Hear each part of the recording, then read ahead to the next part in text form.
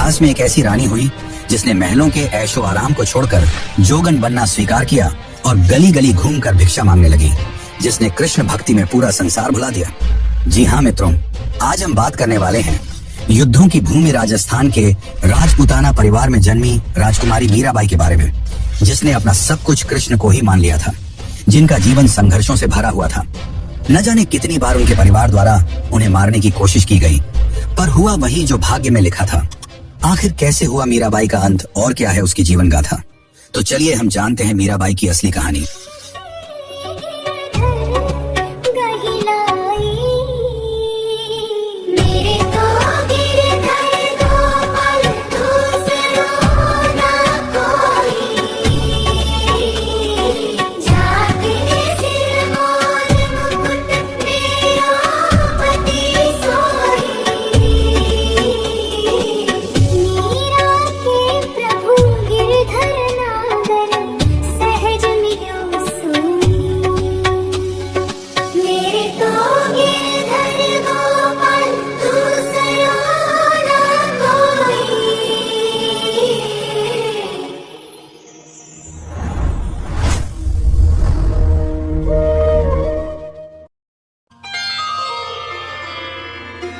बात है सन 1498 की।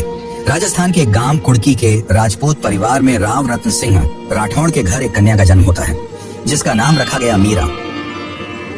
उनके दादा थे राव दूदा जी, जो उस समय के बहादुर और शक्तिशाली वीर राजपूत योद्धाओं में से एक थे, और उनके चौथे पुत्र थे मीरा के पिता राव रतन सिंह राठौड़। एक दिन की बात है जब मीरा के गांव से बारात गुजर रही थी। उसे देखकर मीरा ने मासूमियत से अपनी माँ से पूछा कि माँ, ये क्या है और ये लड़का कौन है? तब उसकी माँ ने बताया कि यह बारात है और वह कुंवर लड़का दूल्हा है जो अपनी दुल्हन के पास शादी करने जा रहा है। ये सुनकर मीरा ने प्रश्न किया कि क्या माँ सबकी शादी होती है? क्या मेरी भी शादी होगी? और मेरा दूल्हा कौन है? माँ ने इसे केवल बच्ची का प्रश्न समझकर उससे कहा कि जो वह गिरधर गोपाल की मूर्ति रखी है ना, वही तेरा पति है। यह बात शायद मीरा की माँ के लिए बच्चे को बहलाने का तरीका था, पर मीरा के दिल में यह बात बस गई। माना जाता है कि इसके बाद जब मीरा 5 वर्ष की हुई, तब उनके यहाँ एक साधु आए जिनके हाथों में श्री कृष्ण की एक सुंदर मूर्ति थी। मीरा ने जब यह देखा तो वह उस मूर्ति को पाने की जिद करने लगी, जिस पर उस साधु ने तब तो मना कर दिया, क्योंकि यह मूर्ति उन्हें उनके गुरु ने दी थी। लेकिन उसके दूसरे दिन वह मीरा को मूर्ति देने वापस आए और कहा कि उनके सपने में स्वयं गिरधर गोपाल आए थे और उन्होंने ही यह मूर्ति मीरा को देने को कहा। यह बात सुनकर सब चकित रह गए, पर अब यह मूर्ति मीरा के पास थी। अब मीरा बड़ी हो रही थी और उन्हें उस श्री कृष्ण की मूर्ति में अपने पति दिखाई देने लगे थे। उन्होंने मन ही मन श्री कृष्ण को अपना पति मान लिया था। वह हर दिन गिरधर गोपाल की मूर्ति का श्रृंगार करती, उनके लिए तरह तरह के भोग बनाती और दिन भर उनकी सेवा करती। परंतु इस बात से उनके पिता चिंतित थे, क्योंकि मीरा का यह आचरण स्वाभाविक नहीं था। पर उसकी माँ उन्हें समझाते हुए कह देती कि अभी मीरा छोटी है, जब बड़ी होगी तो खुद ही समझ जाएगी। लेकिन मीरा के मन में तो श्री कृष्ण भक्ति का बीज उग चुका था, जो आगे चलकर राजमहल की दीवारों को हिला देने वाला था। मीरा की इस कृष्ण भक्ति ने मीरा को तो अमर बना दिया, पर पूरे राजपूत परिवार को तबाह कर दिया। तो आखिर ऐसा क्या हुआ मीरा के साथ? चलिए जानते हैं आगे की कहानी।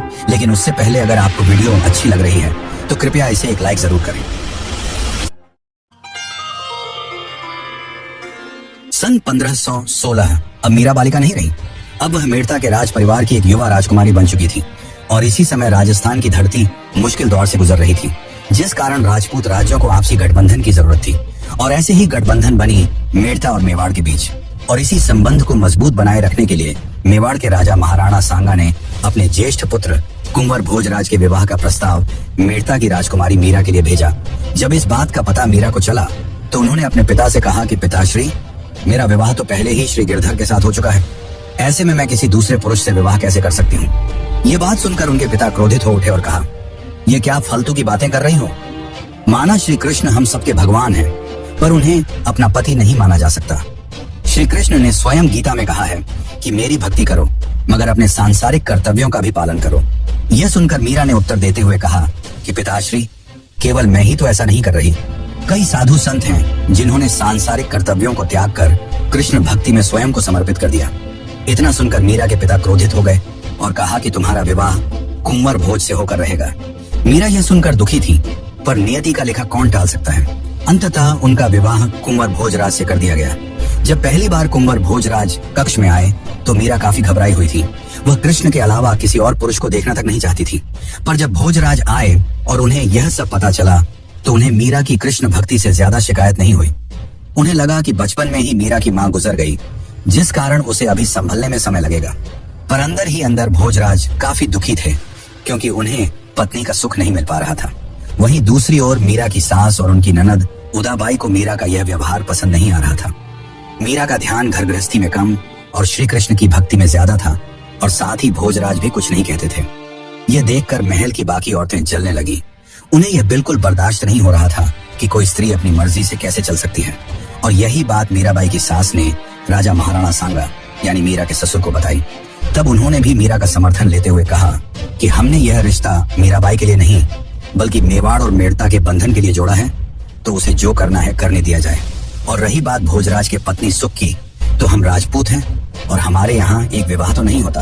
हम भोजराज का दूसरा विवाह कर देंगे बस। इसके बाद मीराबाई अपने भक्ति में लगी रही। लेकिन कहते हैं ना, सब कुछ हमेशा अच्छा कहाँ होता है। अब अंधकार का दौर आने वाला था। मीरा के सिर से उनका सुरक्षा कवच हटने वाला था, और फिर वह समय भी आया जब मीराबाई को जहर देकर मारने की कोशिश तक की गई। पर आखिर इससे मीराबाई कैसे बची और कौन था जिसने उसे जहर दिया? तो चलिए अब जानते हैं मीराबाई की असली कृष्ण प्रेम परीक्षा।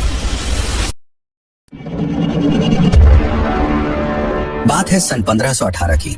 चित्तौड़गढ़ की यह भूमि कई आक्रमणकारियों से जूझ रही थी, और इसी दौरान दिल्ली सल्तनत के एक युद्ध में कुंवर भोजराज बुरी तरह घायल हो गए, और फिर सन 1521 में उनकी मृत्यु हो गई। यह क्षण मीरा के लिए भी काफी दुख भरा था, क्योंकि एक भोजराज ही थे जो उन्हें और उनकी भक्ति को समझते थे। पर अब वे भी इस दुनिया में नहीं रहे। भोजराज की मृत्यु के बाद मीरा को भी उनके साथ सती होने का आदेश दिया गया, पर मीरा ने इससे मना कर दिया, जिसके बाद मीरा की अनुपस्थिति में भोजराज का अंतिम संस्कार कर दिया गया। लेकिन बात तो तब बिगड़ी जब मीरा ने विधवा वस्त्र पहनने से भी इनकार कर दिया। वह अब भी एक विवाहित स्त्री की तरह सजती संवरती, मांग में सिंदूर भरती। यह सब देखकर उसकी सास ने क्रोध में कहा कि यह सब बंद करो, अब तुम्हारा पति भोजराज नहीं रहा। इस पर मीरा ने कहा कि मेरे पति तो केवल श्री कृष्ण ही हैं, और उनके होते हुए मैं विधवा वस्त्र कैसे धारण कर सकती हूँ। यह सब सुनकर कई स्त्रियां उनसे नफरत करने लगी, पर मीरा अपने भक्ति में लीन रहती थी। और फिर सन 1527 से 1528 के बीच खानवा का युद्ध हुआ, जिसमें मीरा के ससुर और मेवाड़ के राजा महाराणा सांगा और मीरा के पिता दोनों मारे गए, जिससे मीरा के ऊपर का आखिरी सुरक्षा कवच भी हट गया। अब उनके महल में उनकी भक्ति को समझने वाला कोई नहीं था। सब केवल उनसे घृणा करते थे, और इसी नफरत और जलन ने गहरे षड्यंत्रों को जन्म देना शुरू किया। तो चलिए अब जानते हैं कि क्या हुआ जब मीरा को जहर दिया गया और कई जानलेवा चालें रची गईं। लेकिन उससे पहले अगर आपको वीडियो अच्छी लग रही है तो कमेंट में हरे कृष्णा जरूर लिखें। महाराणा सांगा की मृत्यु के बाद चित्तौड़गढ़ की सत्ता का संतुलन भी बिगड़ने लगा। अब मेवाड़ की सत्ता एक ऐसे व्यक्ति के हाथ में चली गई थी जिसे इतिहास एक अस्थिर, क्रूर और अहंकारी राजा के नाम से जानता है। वह था भोजराज का सौतेला भाई राणा विक्रमादित्य। विक्रमादित्य के लिए मीरा कोई संत नहीं थी, बल्कि राजकुल की वह स्त्री थी जो खुलेआम नाच गाकर, साधु संतों के साथ घूमकर और कृष्ण को अपना पति बताकर मेवाड़ की मर्यादा को चुनौती दे रही थी। उनके अनुसार मीरा की भक्ति निजी नहीं बल्कि कुल की बदनामी थी। भोजराज और महाराणा सांगा के रहते जो बातें सहन की गई थी, अब उन्हें समाप्त करने का समय आ गया था, और यहीं से मीरा के जीवन की परीक्षा शुरू होती है।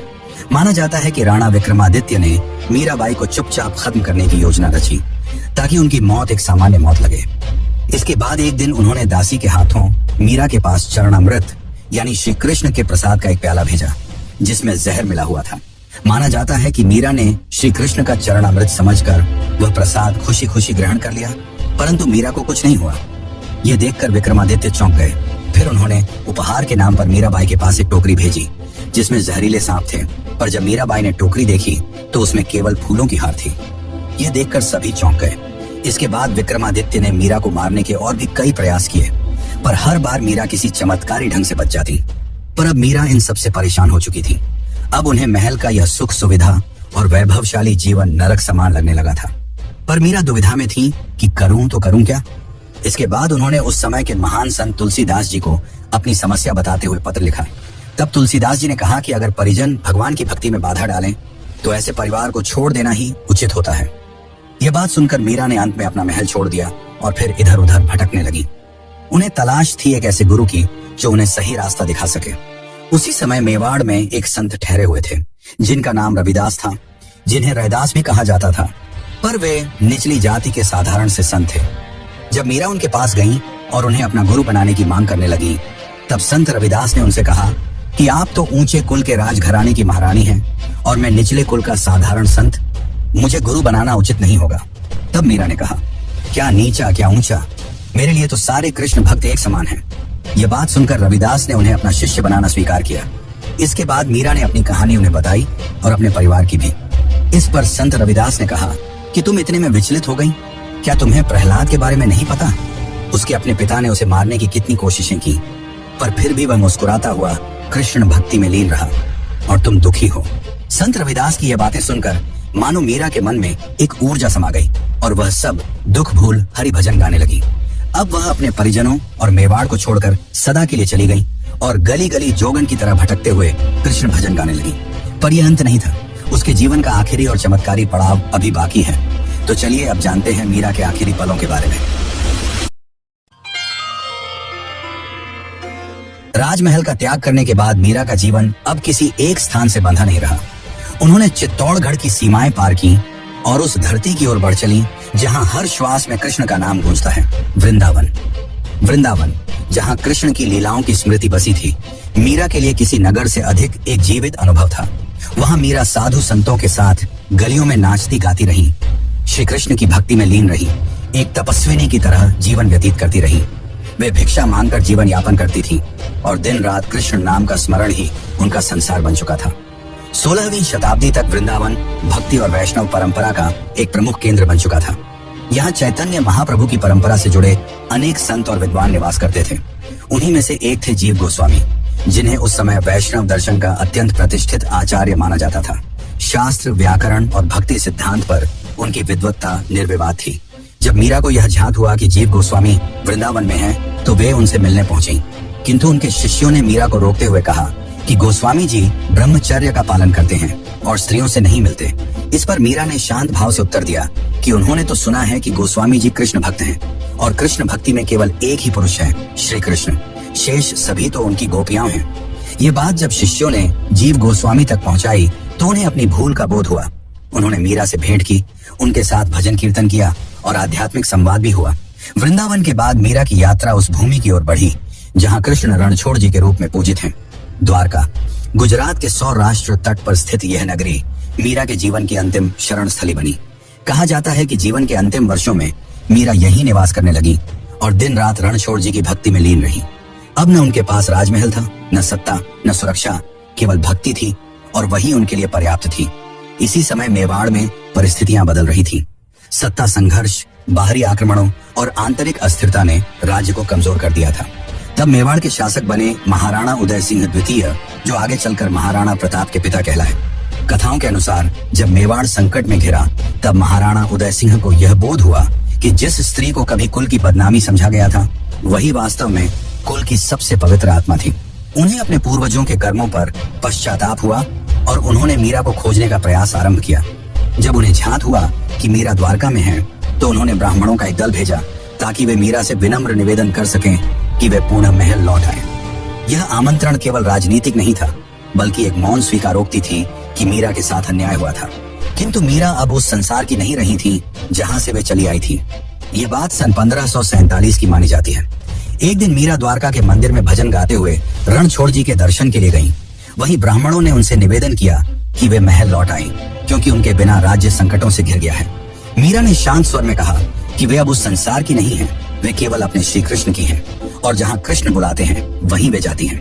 ब्राह्मणों ने उन्हें आश्वासन दिया कि महाराणा ने वचन दिया है कि महल में उन्हें किसी प्रकार की बाधा नहीं होगी और उनकी कृष्ण भक्ति में कोई हस्तक्षेप नहीं किया जाएगा।